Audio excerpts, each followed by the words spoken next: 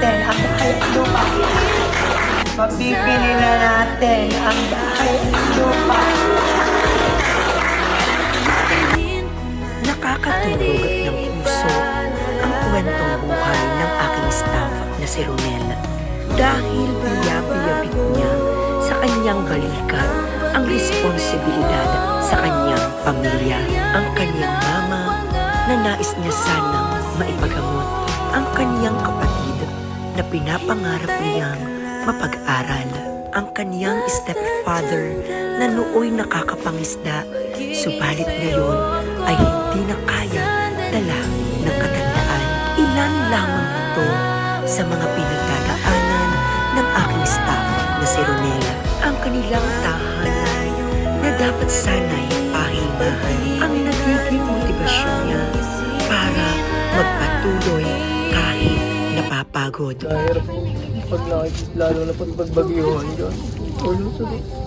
Nagtutuluan ito.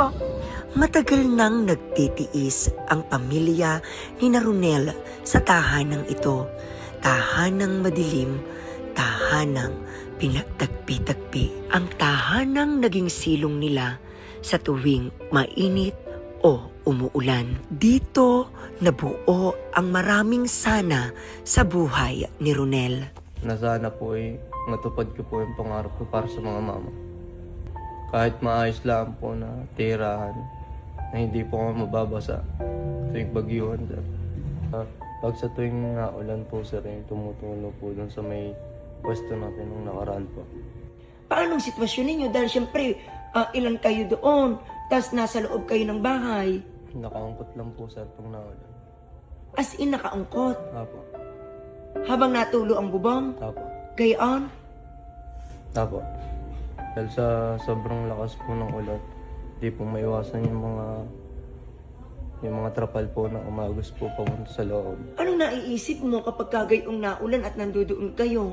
Minsan po napapatanong po ko, bakit sa mura ko pong edad, nararanasan ko na po yung gano'n. Hirap. Dahil madami kang hirap na dinanas talaga. Apo.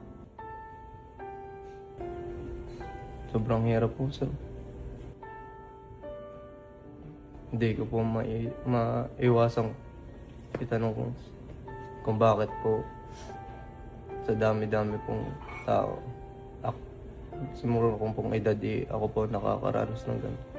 Nung ang mama po ay pag-alagala, kasama na po ako ng mama. Ako po ay naging parking boy at nanlilimos po. Naranasan ko din pong mangisda.